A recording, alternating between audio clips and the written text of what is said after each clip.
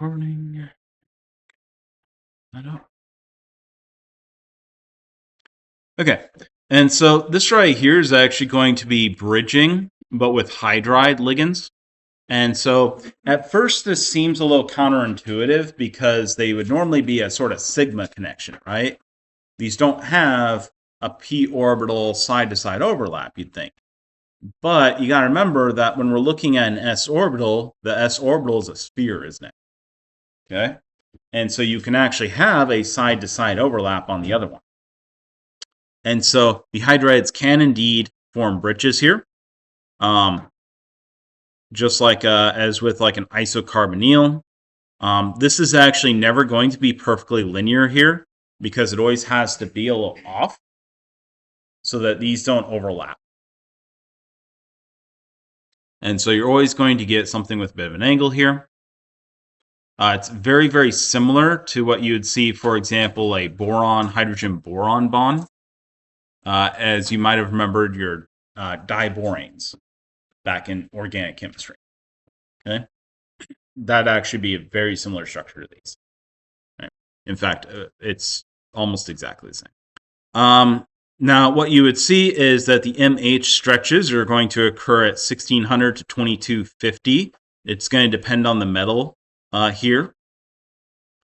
And for terminal hydrides, you'd actually end up with an 800 to 1600 for your bridging hydrides. Would be 800 to 1600, terminal 1600 to 2250. Excuse me. Okay. And again, this is going to shift this down for the bridging hydrides. Because again, you're going to share that electron density. All right, so let's look at some reactions with our hydrides. Hydride complexes can be made in these ways. You'll notice that many of them are actually organic chemistry reactions. So if you kind of remember some of your organic chemistry, it's going to look really familiar. So this is your reductions. That same lithium aluminum hydride and sodium borohydride that you saw in organic chemistry, exact same reaction. Just we're not using carbons here. They're metal complexes, right? And so we do a metal complex. We have excess of that reducing agent. And we typically go ahead and use PPH3 as the other one. So then you're going to replace several of these groups, in this case the chlorides, which are better leaving groups. Remember, they're going to leave easier, be more stable having left. And so you'll get the hydrides attached right there. Over here, we see an elimination reaction.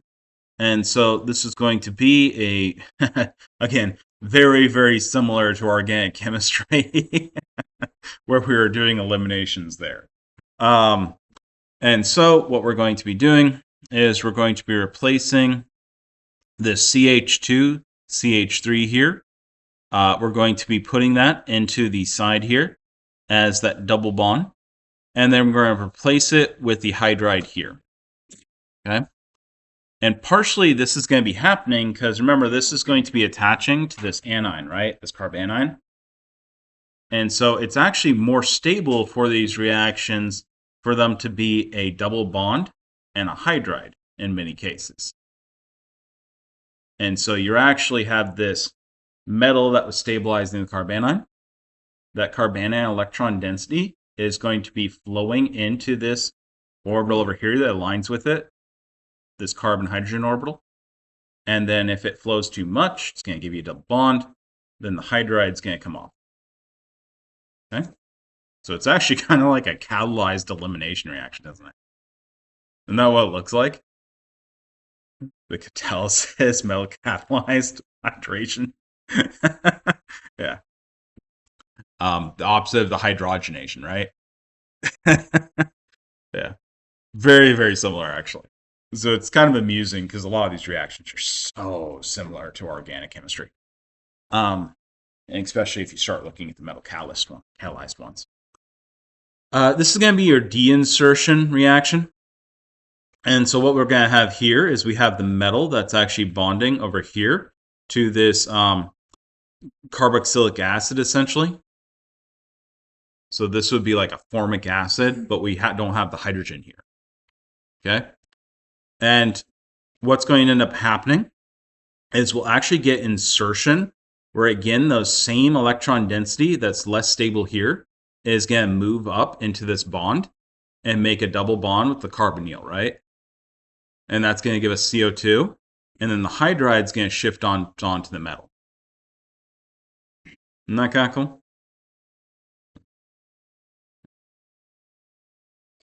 And so this is your direct reaction with H2, gas in this case. This is going to include your oxidative addition.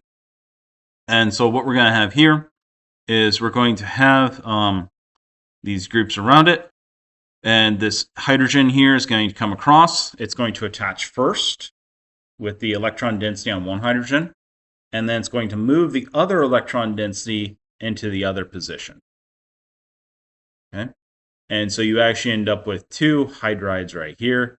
This has to have a certain amount of electron density on this. It's kind of like a coordination followed by a reverse coordination is the easy way to think about that.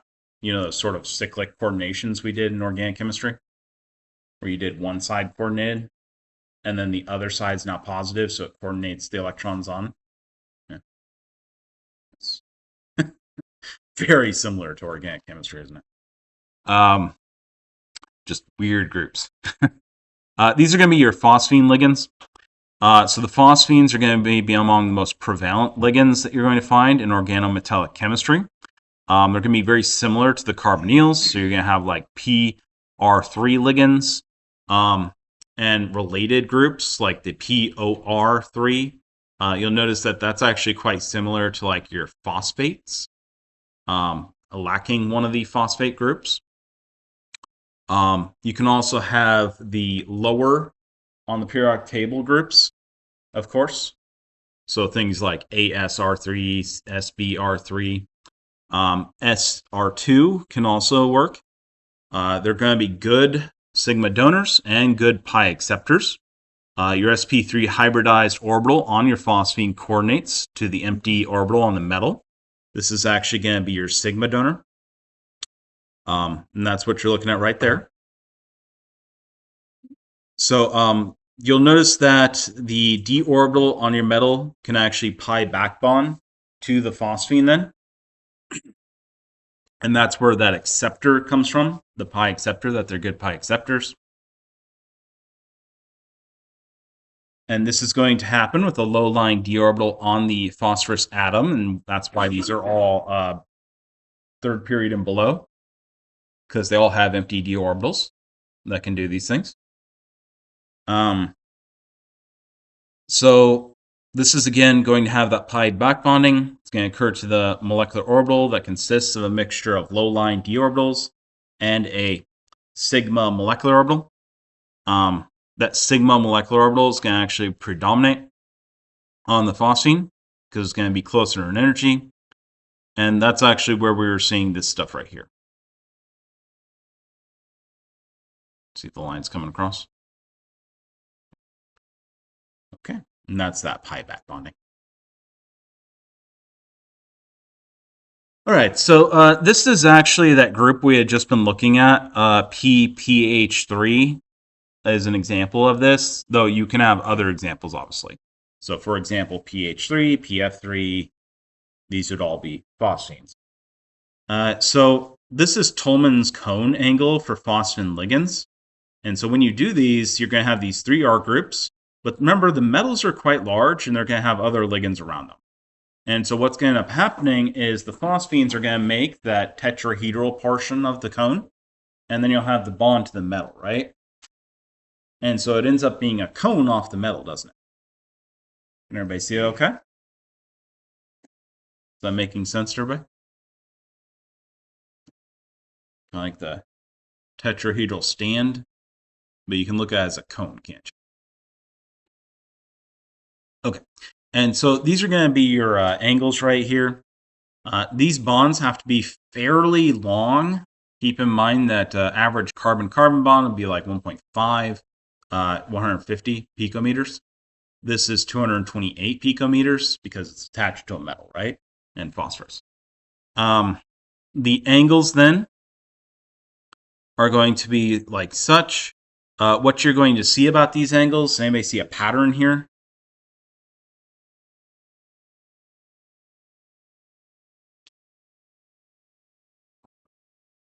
Which is bigger, hydrogen or fluorine? Fluorine's bigger, right? Which is bigger? OCH3, right? Bigger? The methyl's bigger, closer to the phosphorus, right? And so as we get bigger, close to that phosphorus, what has to happen to that cone's angle? Yeah, getting bulkier and bulkier, you have to expand more, don't you? Yeah. And so once we start coming up here, again, you can also see that, for example, as we put more electronegative groups, it's going to pull that CA3 closer in. And so that's going to have to, again, expand. And oh my goodness, I just wrapped you back into chapter 2, didn't I? Damn it, Dr. Clausen. You don't let us ever forget anything, do we? Okay. So this is going to be your bonding modes and the pi ethylene organometallics. And so here we have our metal.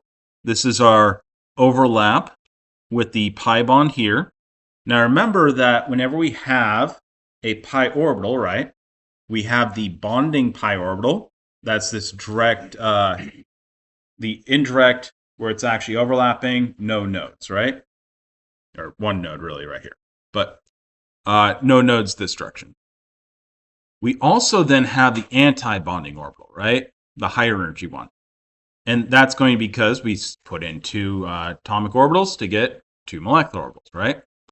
And so this one right here is going to be the pi star. What you'll notice here is that's going to be your back bonding, your pi back bonding, isn't it? Okay. Because that's going to overlap with those d orbitals. Cool, huh? Isn't that beautiful? Gotta love it. All right. Anybody have any questions about the overlap there? Okay. Okay, so keep in mind, yes, the orbital diagrams look like that one I showed you actually in the last problem and something like this, right? Where we have all the stuff printed off. Uh-huh. So the pi back bonding, is it bonding to the anti-bonding? Yeah. Or the... Mm-hmm. Yeah. So these are the bonding pi bonds for that ethylene right here, this carbon double bond. Yeah. And so this is what you normally think of when you think of carbon double bonding. But keep in mind that we always have these orbitals here as well. Yeah, and they normally aren't filled in this structure. But if your metal has electrons in that d orbital, which it probably does, it's going to actually overlap, and it'll constructively overlap, actually, depending on the orientation. It's going to want to constructively overlap, so it's going to constructively overlap. And those electrons can now flow into this pi back bonding right here. This is one of the reasons you can actually make these things more reactive by bonding them to metals. Yeah. So you can actually flow electron density into here, and now we can do new reactions, right? Because we have that higher energy orbital, don't we? Yeah. So, right here we see the, so this is going to be your molecular orbital diagram, where we're taking our atomic orbitals we just looked at, that overlapping for. We're going to ignore all the other orbitals that are filled and just concentrate on these ones, okay? Because none of the other ones are going to change significantly when we're talking about this. So just concentrate on these so far. And so this would be ethylene, right? We have the pi bond and we have the anti-bonding. Anti-bonding doesn't have any electrons in it, right? Because why would it? It's high energy, right? We've used up all our electrons. And right here we have our filled d orbital for our metal. And so symmetry-wise, these are going to overlap, actually. So they can mix. Energetically, when they mix, they're going to create a lower energy orbital and a higher energy orbital, right? Which one would this have the most character from, by the way?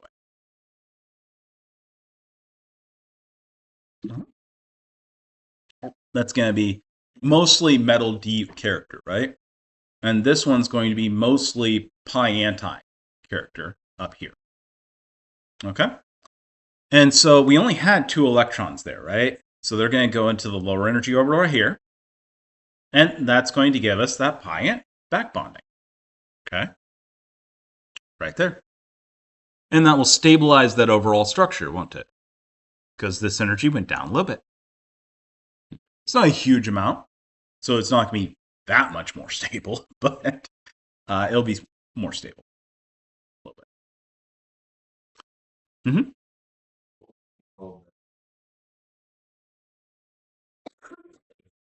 It's a back bonding. Well, that's what it is. Yeah, just back bonding.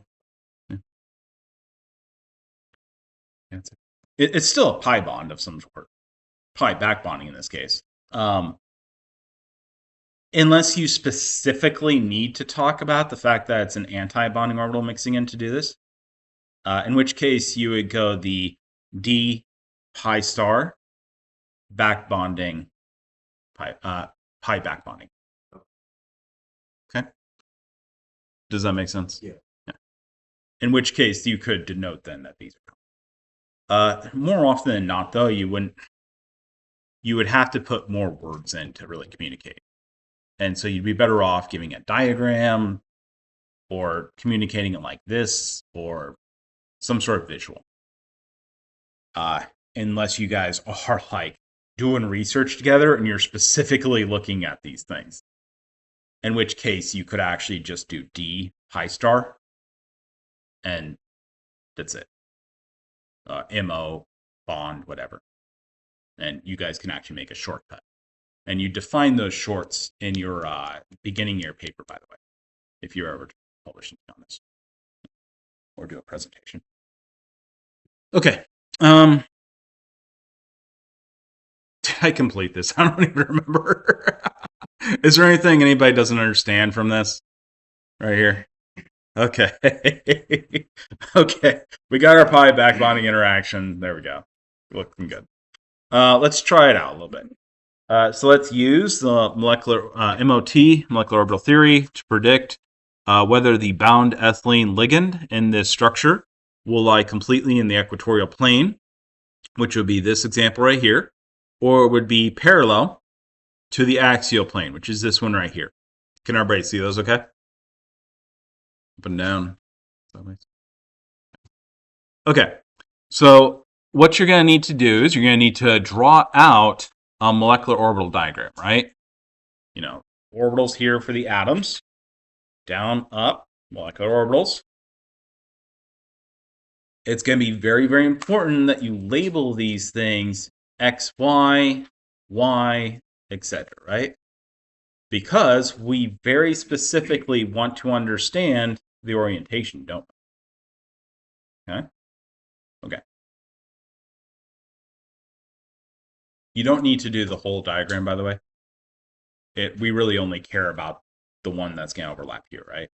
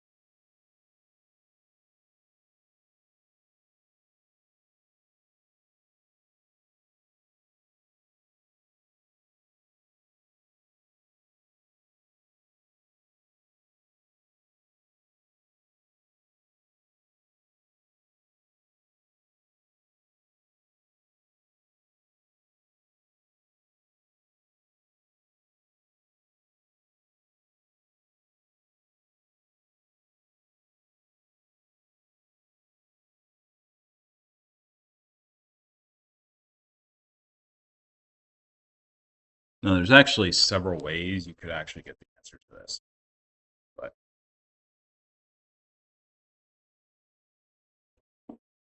try the molecular orbital diagram to some degree. Bless you.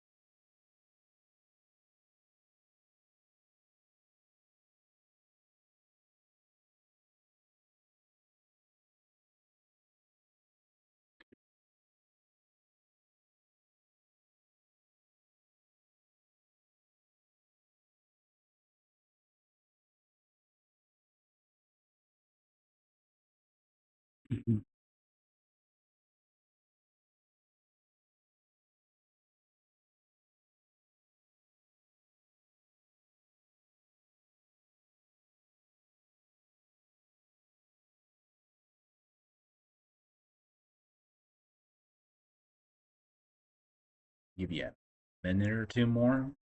I'll have to go on fairly quick. Let's look.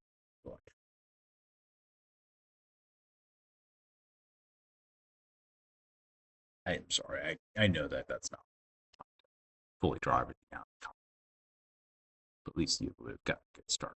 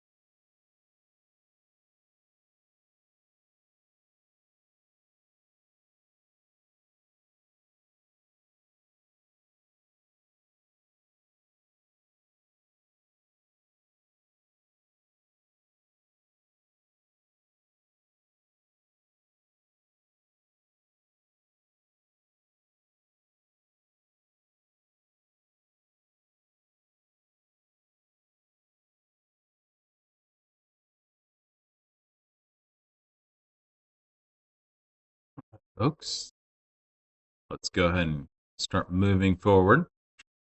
So there's actually like 3 ways you could have gotten the answer to this fairly easy, but not all of them would have been molecular orbital theory, right? And so one of the easiest ways to get the answer would have been space it takes up. So if it's oriented in the axial, this is a 90-degree angle, right? And so this would actually be closer. If it's oriented equatorial, this is going to be a 120-degree angle, wouldn't it? And so it's going to have more room to fill up with those electron cloud and the orbitals. Okay?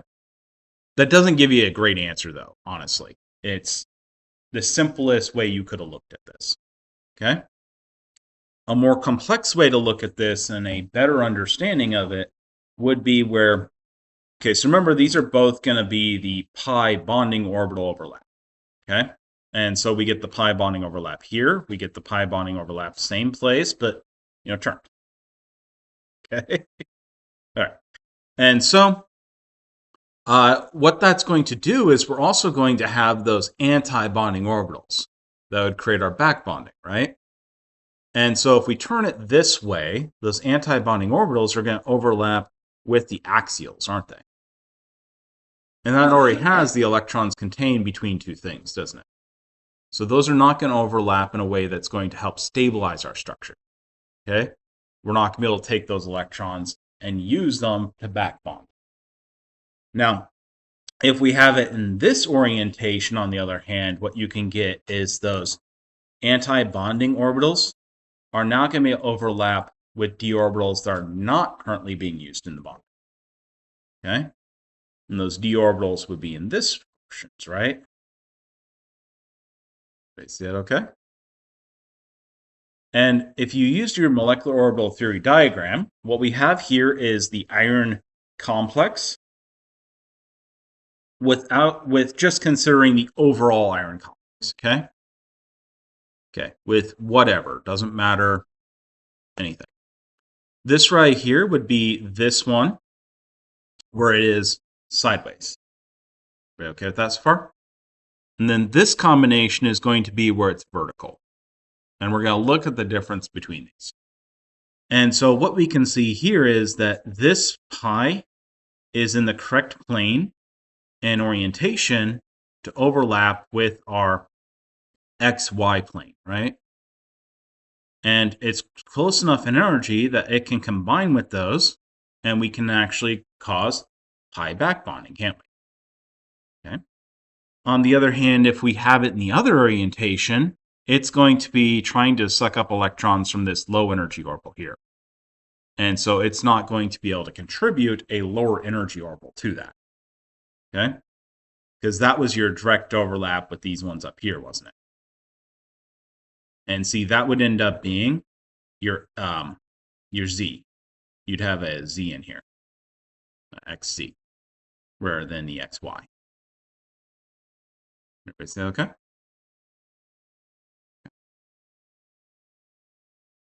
Anybody have any questions? Did I lose anybody?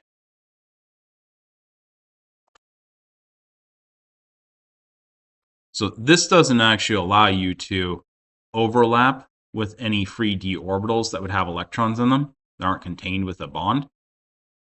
This one does.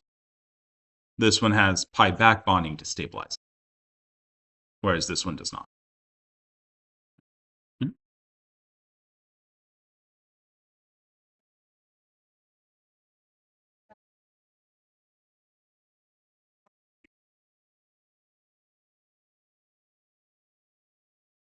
This one here is straight.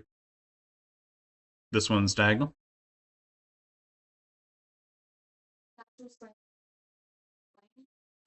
Okay, so this one's equatorial. That's why I'm trying to figure out what you're saying to me. So this one's equatorial plane, this one's axial plane. Neither of them are actually diagonal. Yeah. So this one is in, if we take this to be the xy plane, this one's the z plane, z axis up here. Okay. So these ones would all be in the xy plane here. And so in this case, these anti-bonding are in the xy plane. And they can overlap with the xy plane orbitals. Okay? This one, on the other hand, is going to be xz plane. So these are going to overlap with xz orbitals. You could have said this was y. Yeah. Yeah. In this case, we just labeled this as being xz. It doesn't matter. Yeah. So is that why?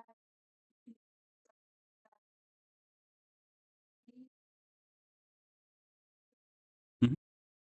Yep. Yep. You got it. So in this case, what would end up happening is we can match up these and make a resonance stabilized structure, back bonding stabilized structure. So we use organic chemistry now. In this case right here, we're not actually close enough to contribute to these. So we don't end up with any real structure that we can make. We're too far high in energy. We just can't suck the electrons out of here. Mm-hmm. So will like a pi back bond always be? Like, let's say instead of having something on the top here, remember our structure was this right here. Let's say instead of having something there, we had had a lone pair of electrons. So if we had had lone pairs of electrons up here and here, that would have been far better for the pi back bonding. Yeah. And so it depends on where your pi back bonding can happen. In this case, we're connected all the way around. And so the only orbitals that you can actually do pi back bonding are going to be this stuff right here in this plane. This, you just don't have any space for any orbitals there. Or another way of saying that is you're using those orbitals for these connections, right? Okay. And that's what you're seeing down here, actually.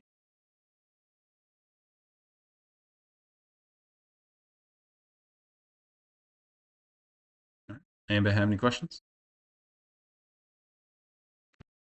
Yeah, it's really kind of like, does everybody see this is actually the previous chapters? And we're doing it with covalent bonds. Now we're doing it with organometallic, right? Ligand connections. Okay. So this right here is going to be your molecular orbitals and molecular orbital diagram for your CP minus ligand. Now remember that this is going to be the cyclopentyl. This is your double bonds, right? Can everybody see those okay? And then this is your negative carbanion right there. That's that p orbital with a negative charge in it, right? So it's a conjugated system here. Okay. And notice this one, the lowest energy one, those are overlaps with no nodes. This is the one with one node. Can everybody see that? Yeah. Okay. And those have degenerate because we have node.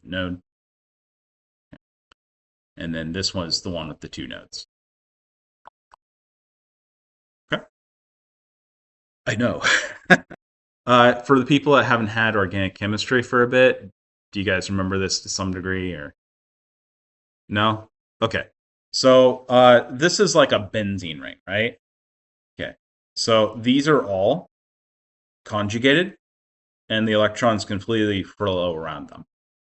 And what you end up with is because you've put 1, 2, 3, 4, 5 in here, right? You have to generate 5 bonding orbitals and then 5 antibonding as well.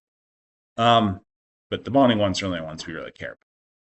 And so in this case, we have these electrons here that has a negative charge, and that's what allows that to have that open p orbital with electrons in it that can overlap the other p orbitals.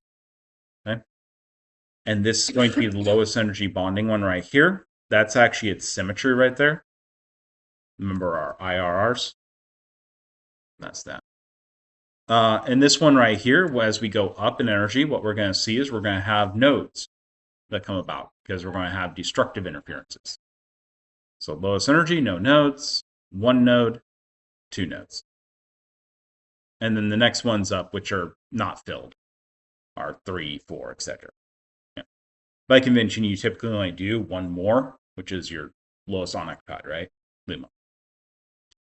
Okay. And so this would actually be these energy diagrams. If we have 2 of them, they're going to be eclipsed in a metallocene. So what we're going to have is a metal in between holding these together. And they're going to come around that metal, right? And they're going to bind multiple times because this has greater than 1 hapticity. And so what is going to happen is if you have constructive interference with these, you're going to be your most stable, right? What's going to happen as we start overlapping with destructive interference? We're going to add additional nodes into this, aren't we? Okay. And so, for example, what you're going to get is your energy levels overlapping so that they're constructive interferences. And then as you go upwards, you're going to start getting them overlapping with destructive interference. Can you see these are the combinations of the destructive interference for these? Okay.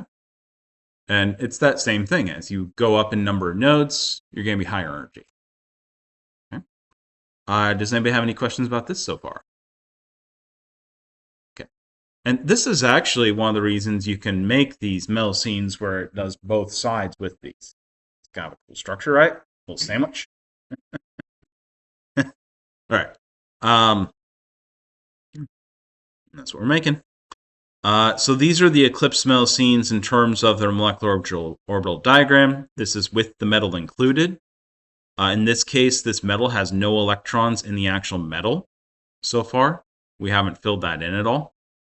And these are the 2 CP minuses right here. And that's why you're seeing this orbital diagram that we did before. That's just that orbital diagram right there. Okay? And so when you're doing molecular orbital diagrams, in case you didn't catch that from the previous chapters, you can actually just take your molecular orbital diagram you made, and if it bonds to something else, you can just put that, and then the other thing you're bonding to. and then you can generate your new molecular orbital diagram from that. Okay, so what we're going to see here is the energy differences between these molecular orbitals is actually smaller than the gap between the A1 prime and E1 double prime with a star. And so what you actually end up seeing is this ferrocenium molecules actually absorb in a low energy red light and appears blue in color. And so you would actually see these show up as like a bluish color whenever you're looking at them. Despite the overall stability here, the ferrocene is actually going to be pretty reactive. So your ferrocenes can actually do like Friedel-Crafts acylations like a benzene would, but lower energy, much faster, much easier. Sulfonation can actually take place. Reactions with butyl lithium can take place. This is going to have a very strong high back bonding to the CP rings with your metals. Keep in mind that your metal, depending on what the metal, we're going to fill these electrons in. That's going to then fill these out. Okay? So, for example, depending on the metal, we can actually increase or decrease the stability, right? Something that has fairly low number of electrons is going to only fill it up to the non-bonding here and won't fill the anti-bonding. If we were to move to something with a lot of electrons in it, we're going to start filling the anti-bonding, aren't we? In which case it's going to become less stable and much more reactive. Okay? Okay. So this electrophilic acylation of the ferrocene actually occurs several million times faster than it would be for benzene. It's not probably super like surprising for you guys, considering it's a CP minus, right? It has a negative charge on that ring. But the reasoning for it and why that actually happens is not just because it's CP minus. Like, this is a lot more stable than normal carbon. Okay? It's because the orbital construction here actually puts electrons that are very easy to react in that reaction. Okay? So it directly aligns electrons with that reaction. Okay? All right, so this right here is going to be your structures of some very interesting organometallic compounds. These are going to contain your pi ligands. And so right here we have, for example, titanium bonding to 5 hapticity rings right here. And it's going to set down on the ring. The titanium's large enough that we can actually orient these rings around it like little shields. Yeah. And so you get pretty cool structure, right? So you get little shields, and then you got little shields out. Kind of neat, right? Keep in mind that structure dictates function, doesn't it? That old biochemistry adage. You may have heard it in your biology classes, whatever biology classes you've taken. And so you can generate some pretty wild stuff. There's actually a new kind of cool battery design that actually uses conformational changes to store energy. Okay? You can generate new things that light interacts with and causes electron states to change. And so very efficient solar panels. Right? And that's sort of stuff that this is used for. Anyways, really cool structures. We have another sandwich here with benzene rings. Ooh. Oh. By the way, these are really great tests for things like phenols and stuff, because any substituents is going to change the energy absorptions. And so you can actually modify these structures quite efficiently by just like adding groups to these things. It'll change the energies that would absorb. So you can very target them really efficiently.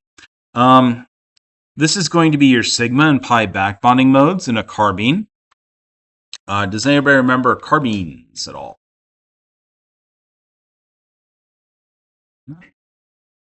It's the carbon with an electron in each of the orbitals. Yeah. Sorry, I should call it. And so this is your pi back bonding. It can, of course, do sigma overlap and pi back bonding, right? It's going to have those 2p orbitals that are available, which is what you're seeing here. This is the hybrid orbital right here, and then this is the p orbital here. Okay. So this right here is the different types. This is a Fischer type and Schrock type carbene compounds. So over here, we're going to see the Fischer type, where it's going to make the sigma and then pi overlap. Notice that because it's a sigma then pi overlap, what type of bond would that be? It's like a double bond, isn't it? Yeah. Very similar to a double bond, but how many electrons does it actually have in it? How many electrons does that carbene have involved in those? Yeah, just 2. And that's that one that had a 1 hapticity that we were looking at, and you guys were like confused because it had 2 lines. That's a similar case. I think that was the exact same case, if I remember correctly.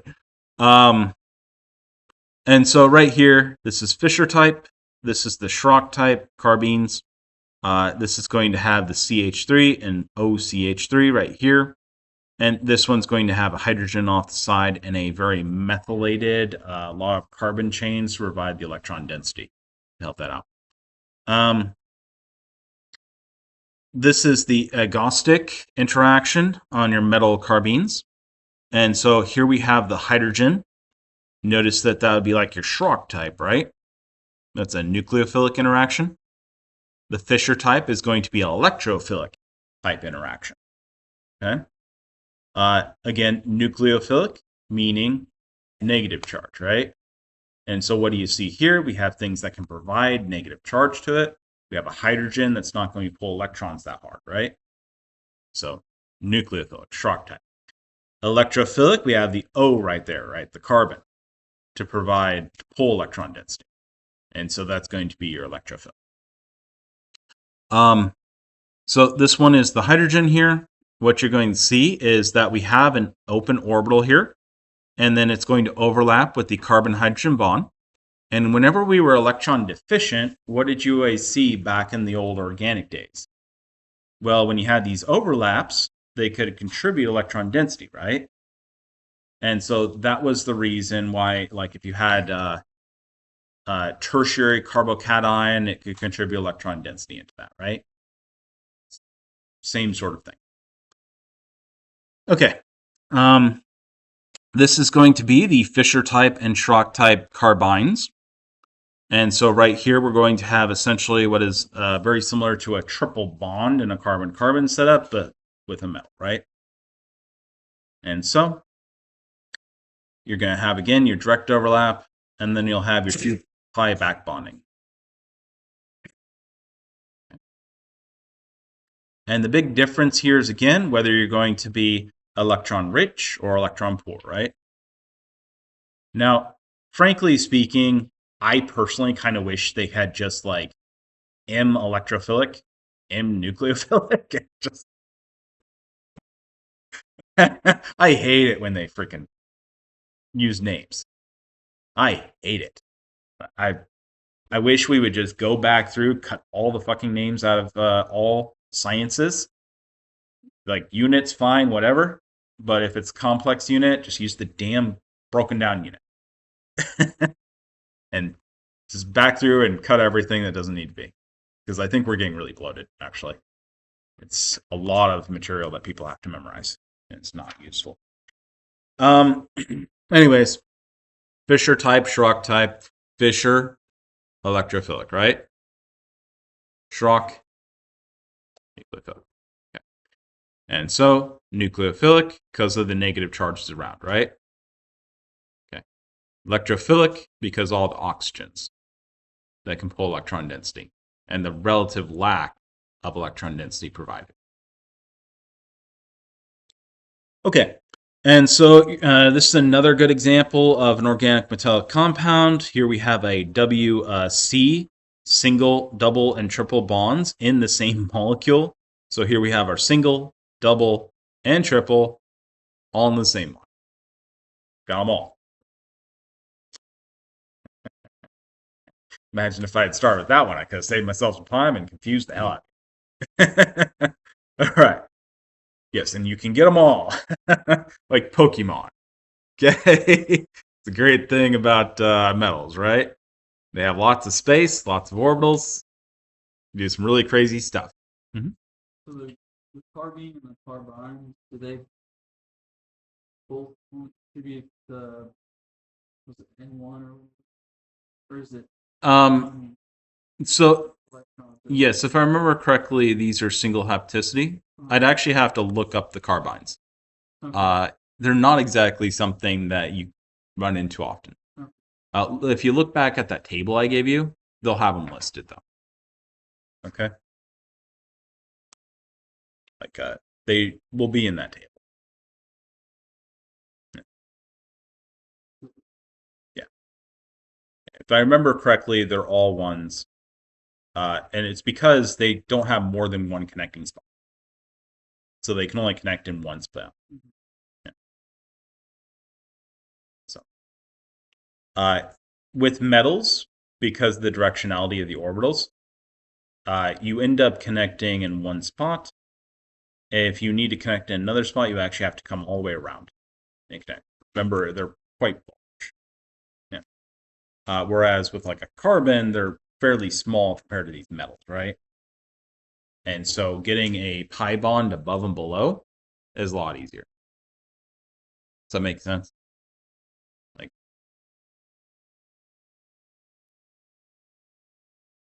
Like you can line these up fairly easy. So if I try to fit something bigger in it, it gets much more difficult to have those overlaps, right?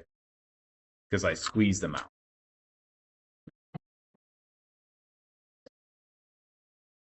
So you typically don't see the same sort of like pi bonding, sharing 4 electron structures in larger compounds. And that's why like if you were to look down the row from carbon, silicon, germanium, SN, you don't see any of that same behavior. Like you don't see sigma pi bond and you have double bond, it has 4 electrons.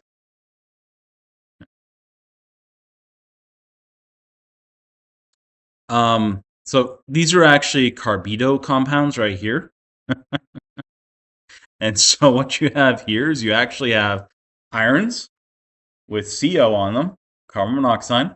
And so we're pulling a huge amount of electron density from those irons. Iron already usually has a pretty good charge on it. And then you combine all of those onto a carbon in the middle and pull electron density from that. Now, carbon is one of the unique cases where it can actually very comfortably make 4 directions with electrons going in those 4 directions, right? And very comfortably do that. And it's in that unique spot where it's electronegative enough that it's nonmetal, right? And yet not so electronegative that pulls electrons well from things. Okay? That's why all life is made out of carbon and all these weird structures made out of carbon and carbon backbones and etc. Only thing that even comes close to it is phosphorus, which actually has pretty similar electronegativity. Down 1 over 1. Anyways, this is another example of carbido compound. So again, you have the carbon in the middle. I don't like that structure, huh? Come on, you gotta appreciate that you can make something like that. That's even a possibility. No, these are PPH3s, right? There are phosphorus with 3 films off of these things on each of these cases, right? And so this one has an overall charge of 2 plus, by the way. Silver and gold don't actually usually get high charges like that. This is actually contributing a lot of electron density into this, which is kind of interesting. Anyways, you gotta appreciate that. Come on. It's a totally different chemistry. You got something new in life. It's actually a pretty well patent chemistry, too. A lot of research money goes into it.